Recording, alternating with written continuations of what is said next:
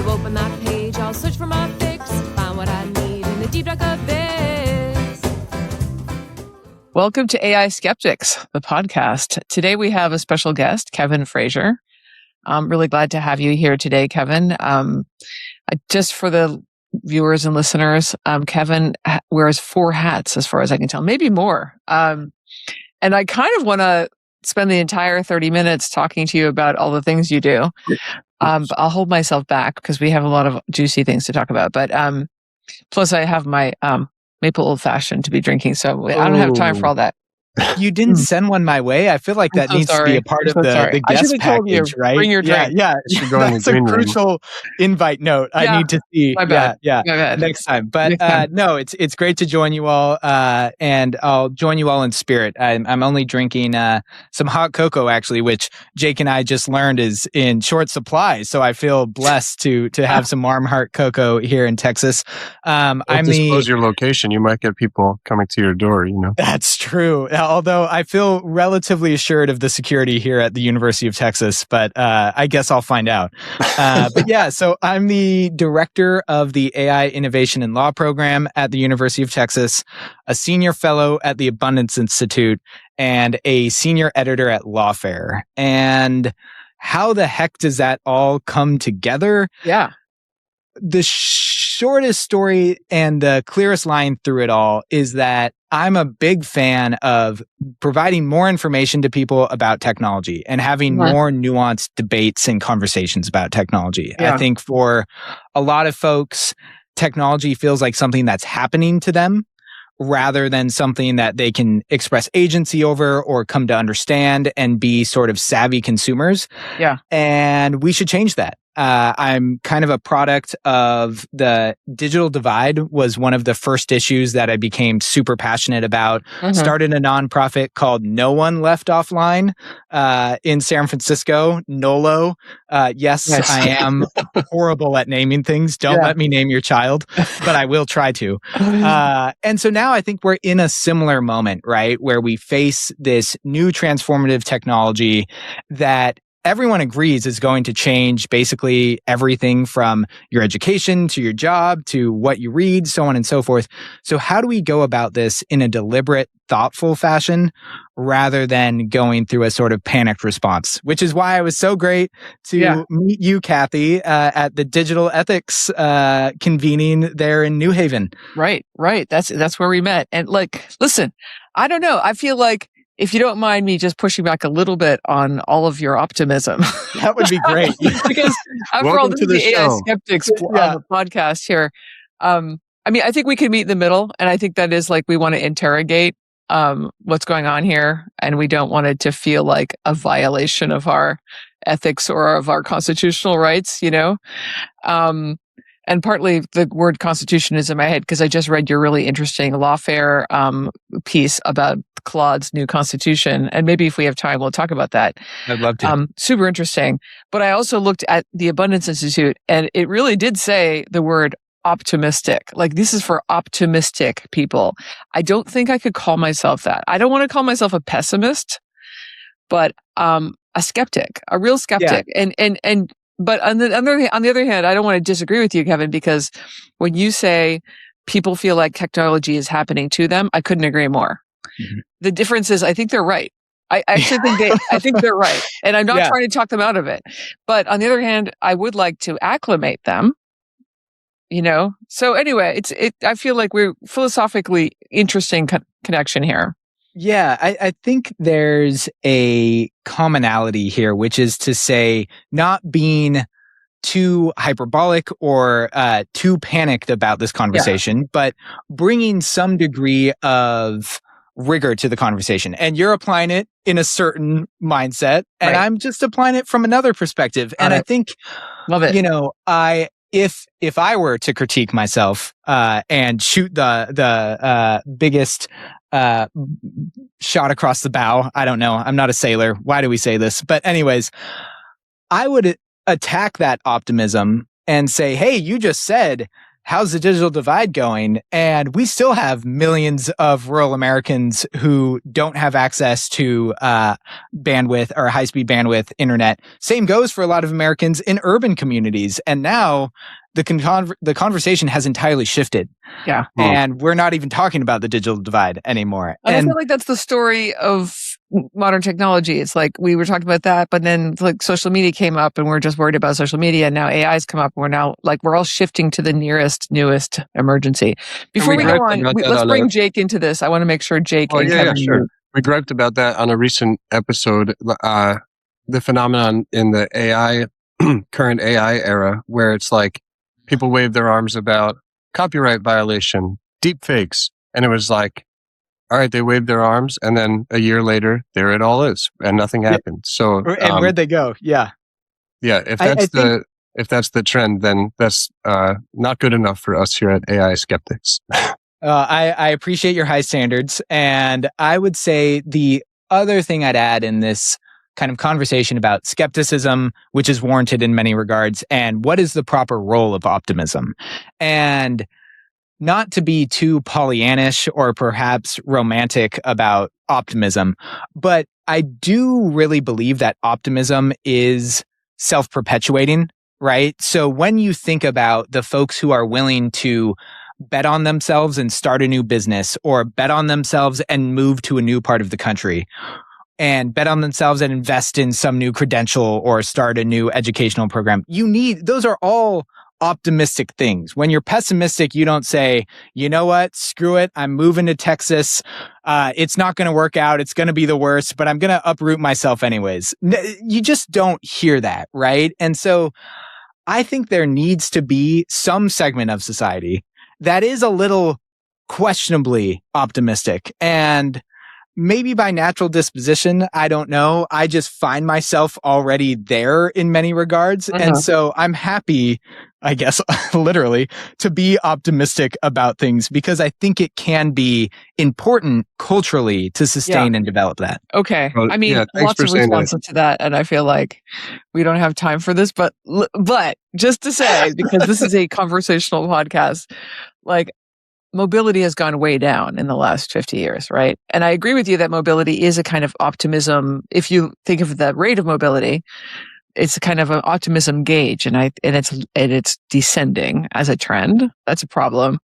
But I'll also say there's a selection bias. You hear the stories about people doing things that work out, taking risks that work out. You don't hear about the people that take risks that fail because they don't talk about it because it's a failure. So it's just one of those things. Jake, did you want to add something? Well, I would just agree with the notion that you need that fighting spirit. If that comes from optimism, if it comes from outrage or a sense of injustice, but something to give you the motivation to grapple with these issues instead of just let technology happen to you or try to bury your head in the sand. So wherever that comes from, whatever the fountain is for you, do it. Go drink from it. I like that, Jake. Yes. We here at AI Skeptics, just to develop our philosophical stance, do not want to remain passive. We want to remain rigorous and thoughtful, but we don't want to necessarily think that the future is necessarily better unless we do something to make it better. So the first topic today is the future of work. And given our philosophical differences, I'm going to let you go first. That seems unfair. First, you bring out the maple old fashioned. Oh, yeah, that's what I do. You make me go first, move my pawn, and then you just wipe out my queen. Did I ever say this was fair? No, I didn't. Yeah. Oh, man. So on the future of work, I think that this is obviously going to be biased and colored by a sort of presumption of optimism here. So we've established that fact. So let's move on from there. The things that I see moving forward are as follows. First, it's important to note that as of 1900, I believe 41% of Americans worked in agriculture. As of 2000, it was 2% of Americans, right? We figured it out. we didn't have kind of the skyfall in this transition, incredible transition away from the predominant source of income for most Americans, or a plurality of Americans, disappeared over the period of a century, and we navigated that. In the same way, if you were to ask your grandma in 1980 what it would mean to be a prompt engineer and get paid hundreds of thousands of dollars to be one of those, she probably would have said, oh, for what, like a movie set or some comedy series? I couldn't even think about what that role would be.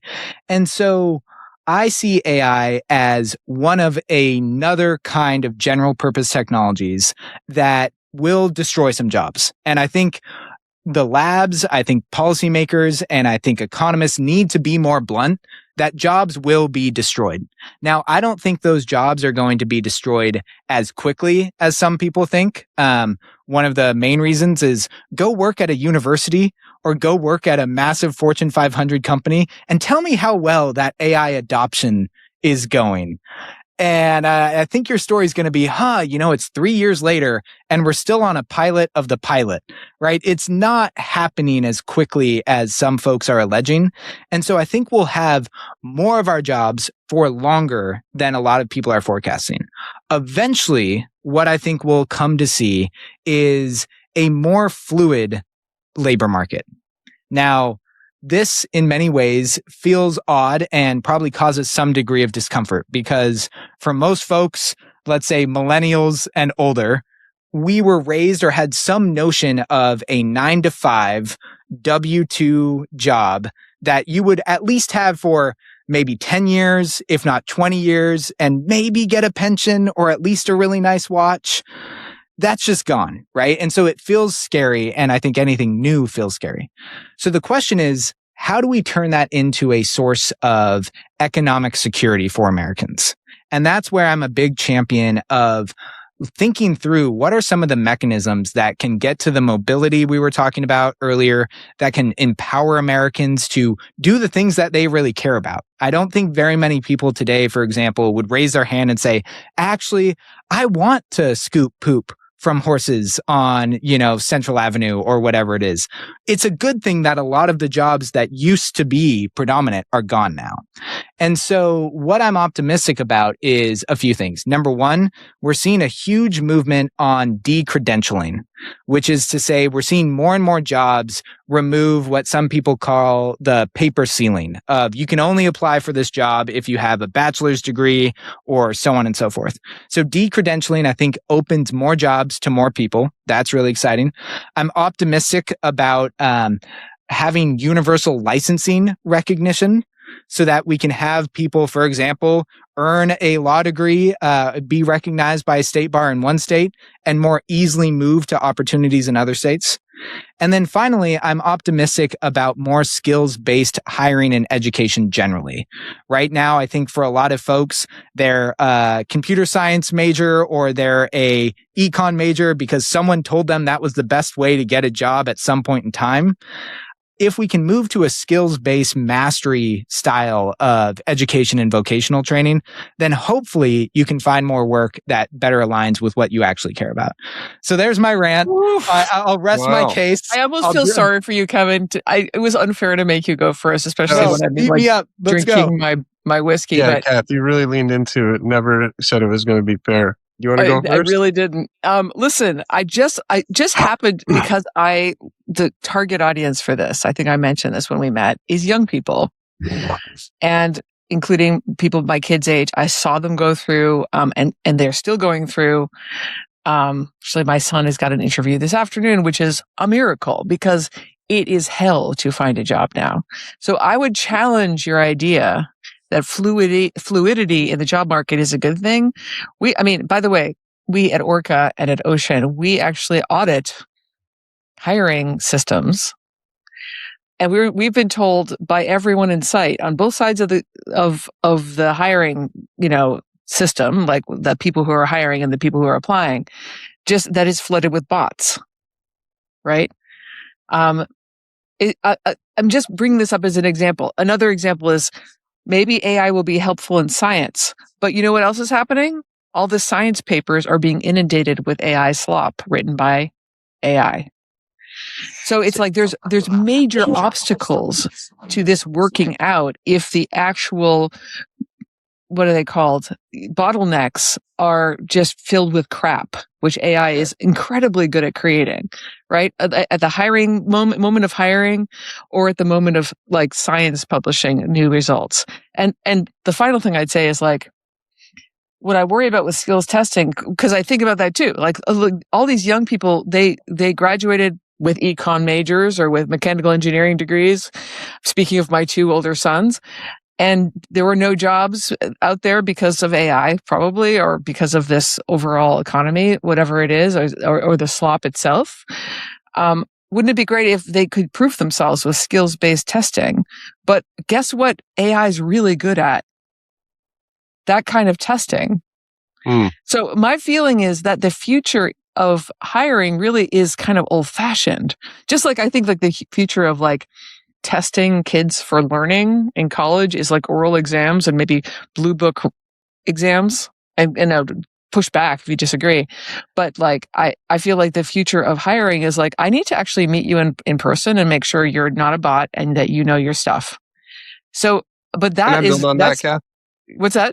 Oh, finish, but then I want to build on what you're saying. Yeah, I just like the last thing I'll say is like that basically invites nepotism. That invites an old, friends of friends thing, which is not really, that is sort of going backwards in time. So I guess I'd say a lot more pessimistic about the future of jobs in that sense. The final thing I'd say about jobs is totally agree that some jobs are just going to be gone and good riddance. And most of that, like for example, customer service jobs on the phones. Those are going to be turned over to AI and probably for the better. Because right now we're in actually the worst possible situation, right? Oh, it's so bad. But there's a lot of other jobs that I think will be much slower to pick up. And I think I agree with you there. Like the adoption is just not there. Go ahead, Jake. Pile it on, Jake. Let's go. Well, I agree kind of, Kath, you were saying hiring might go back to a more old school nepotistic way.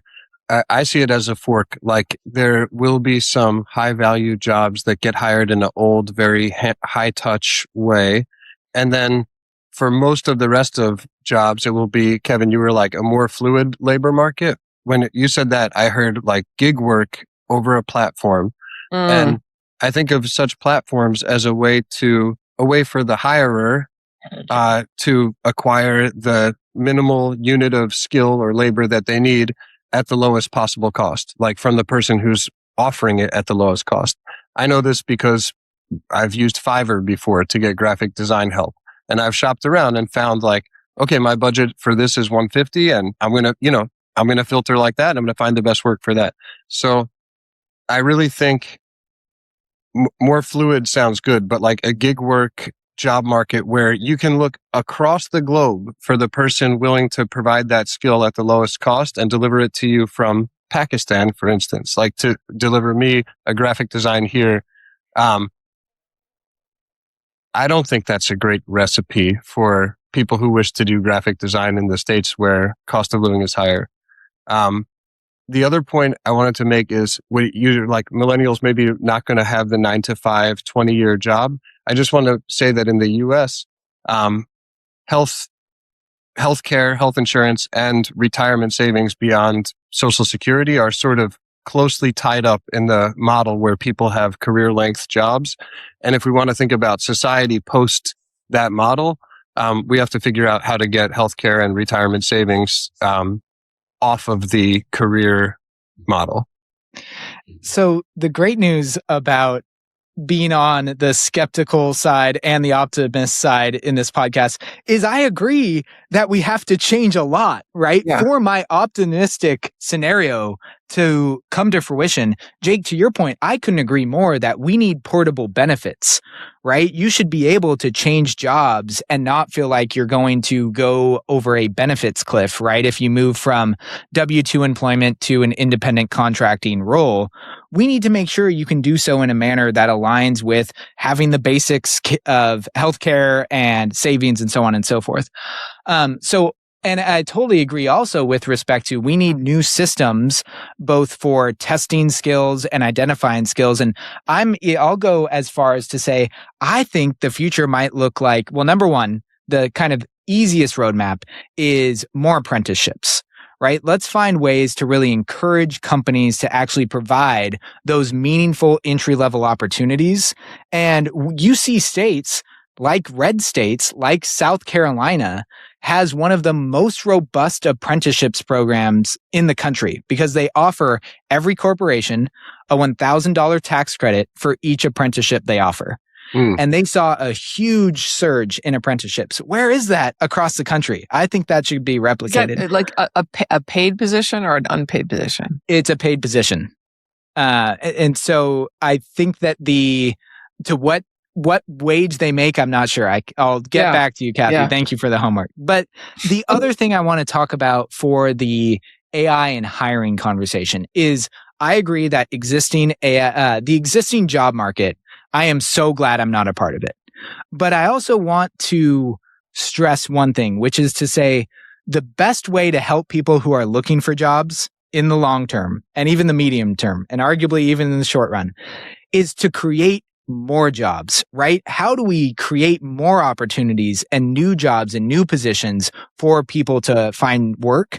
And that to me looks like that kind of dynamism I was talking about earlier. How do we sustain new small businesses? How do we create new opportunities? And that's the best way for more people to find work. And so I want to make sure that's a part of the conversation, right? Because there are millions of Americans who are stuck in unemployment. I do feel like right now is the worst possible moment to be for someone like me who's naturally a little bit worried about this because it is a transition period. It's a period where companies are saying, hey, maybe we don't have to hire people for now because we could become more productive with the help of AI. Or either that or they're just saying, let's not hire anyone because the economy is uncertain and let's call it AI. I think there's both of those things happening, but I agree with you that it's that there are a lot more jobs than there used to be when everybody was farming. I would just add though that when people were farming, they didn't really have incomes. They grew their own food, so it was like a totally different system, right? And I'll push back just a little bit on one of my favorite charts. I think it's from ITIF. Robert Atkinson has this great piece on looking at some of the jobs that used to be at least a sizable percentage of our labor market and their disappearance. The folks at movie theaters managing film production for a while was like a real big job. Elevator operator was a meaningful source of employment. Secretaries in the 70s. Secretaries were replaced by email, and it's just a fact. Yeah. By the way, we had a whole Braverman episode, which we really, really loved. And a large chunk of Braverman's book was dedicated to like how secretarial work just disappeared. So really interesting. Okay, listen. I knew we weren't going to get through 3 topics, but let's try to get through 2 topics. Maybe we'll get 2. Yeah. 2 for 3. Not bad. Yeah. What was the second topic we were going to talk about? There's which agencies, states, etc., have the capacity to regulate AI? That one? Or there's importance of AI literacy and adoption? Yeah, we're definitely going to disagree about literacy. Do you want to do the one that we kind of agree or the one that we kind of disagree? Ooh. Let's agree. I think it's important because this is such a weighty topic as well. It is. It is. Yeah. Do you want to start this time? Sure. Yeah. I'll start with what AI regulation looks like. I've been tracking this, obviously, since I work in AI risk. So I'm always wondering, is this going to be a requirement to keep track of AI risk? I've been worried about that since like 2012 or something. Well, it was called big data back then, but now it's called AI. And I think it's clear that there is no appetite for that on the federal level right now. And in fact, JD Vance went over to Europe early on a year ago now and told them that they're not going to be doing that anytime soon. They're not going to be enforcing anything anytime soon. Also true in the UK. So it's really, for me, in the shorter term, like a question of the state level, maybe city level AI regulation. And we've seen a little bit. We've seen some stuff in California around like chatbot platforms.